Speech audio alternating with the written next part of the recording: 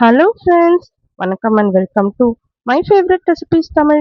இன்னைக்கு ஒரு சூப்பரான சட்னி ரெசிபி பார்க்கலாம். இட்லி தோசைக்கெலாம் தொட்டு சாப்பிடக்கூடிய கொத்தமல்லி சட்னி எப்படி செய்யுது பார்க்கலாம். நல்லா டேஸ்டான இந்த சட்னியை நம்ம ஈஸியாக ஒரு 10 நிமிஷத்தில் செஞ்சு முடிச்சிடலாம். வாங்க எப்படி செய்யுது பார்க்கலாம். ஃபஸ்ட்டு பேன் வச்சுக்கோங்க. இதில் ஒரு 2 டேபிள் ஸ்பூன் எண்ணெய் ஊற்றிக்கலாம். எண்ணெய் நல்லா சூடான அப்புறமா ஒரு 2 டேபிள் ஸ்பூன் உளுத்தம்பருப்பு சேர்த்துக்கோங்க. இது கூடவே 2 டேபிள் ஸ்பூன் கடலைப்பருப்பு சேர்த்துக்கோங்க.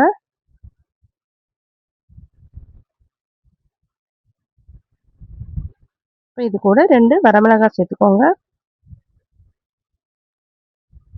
நம்ம பச்சை மிளகாவும் சேர்க்க போகிறோம், அதனால ஒரு 2 வரமிளகாய் மட்டும் சேர்த்துக்கலாம். சேர்த்துட்டு இது நல்லா வறுத்துக்கலாம். இப்போ இது கூட ஒரு 2 பச்சை மிளகாய் சேர்த்துக்கலாம். நல்லா காரமுள்ள பச்சை மிளகாலாம் 2 சேர்த்துக்கோங்க. அப்படி இல்லைன்னா நீங்கள் 3 4 கூட சேர்த்துக்கலாம்.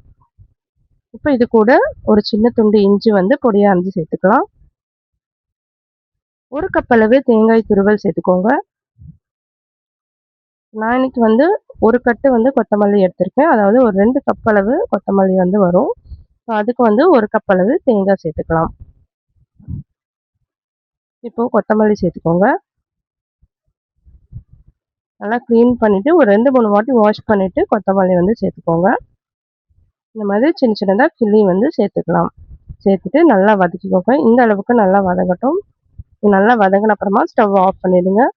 லாஸ்ட்டாக ஒரு சின்ன துண்டு புளி சேர்த்துட்டு இது நல்லா கிளறி விட்டுட்டு இது நல்லா நம்ம ஆற வச்சுக்கலாம். நல்லா ஆற வச்சுட்டு தான் நம்ம அரைக்கணும். இது நல்லா கிளறி விட்டுட்டு இது நல்லா ஆற வச்சுக்கலாம். இப்போ மிக்ஸி ஜாரில் நம்ம வதக்கி வச்சுருக்க கொத்தமல்லி சேர்த்துட்டு இதுக்கு தேவையான உப்பையும் சேர்த்துட்டு நம்ம கொஞ்சமாக தண்ணி விட்டு நல்லா மையம் அரைச்சி எடுத்துட்டு வந்துக்கலாம். இந்த சட்னி கொஞ்சம் கெட்டியாக தான் இருக்கும். அப்போ தான் சாப்பிட்றதுக்கு நல்லாயிருக்கும். ரொம்ப தண்ணியாக இருந்ததுன்னா நல்லா இருக்காது. ஸோ அதனால் இந்த கன்சிஸ்டன்சிக்கு அரைச்சி எடுத்துட்டு வந்துக்கோங்க. உங்களுக்கு தேவைப்பட்டால் தண்ணி சேர்த்துக்கோங்க. இல்லைன்னா இப்படியே நம்ம சாப்பிட்லாம், நல்லாயிருக்கும். இப்போ இதை தாளிச்சுக்கலாம். கடாய் வச்சுட்டு இதில் ஒரு 2 டேபிள் ஸ்பூன் எண்ணெய் ஊற்றிக்கோங்க. இதில் 1/2 ஸ்பூன் கடுகு சேர்த்துக்கலாம். 1/2 ஸ்பூன் உளுத்தம்பருப்பு சேர்த்துக்கலாம். சேர்த்துட்டு ஸ்டவ் ஆஃப் பண்ணிடலாம். ஆஃப் பண்ணிவிட்டு லாஸ்ட்டாக ஒரு கொத்து கருவேப்பிலை சேர்த்துட்டு இதை அப்படியே சட்னியில் நம்ம ஊற்றிடலாம்.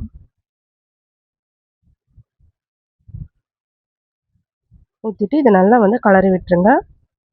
எல்லா சட்னிலையும் இந்த ஆயில் படுற மாதிரி நல்லா கலரி விட்டுருங்க.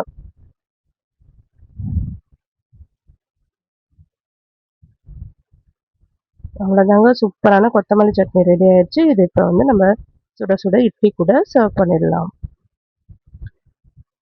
இதை இட்லி தோசைக்கு கூட வச்சு சாப்பிட்றதுக்கு நல்லா டேஸ்ட்டாக இருக்கும். ஸோ நம்ம இதை புளி சேர்த்து அரைக்கிறதுனால நம்ம காலையிலேயே செஞ்சிட்டோன்னா இது நைட் வரைக்கும் கூட நல்லாயிருக்கும், கெட்டு போகாமல் இருக்கும்.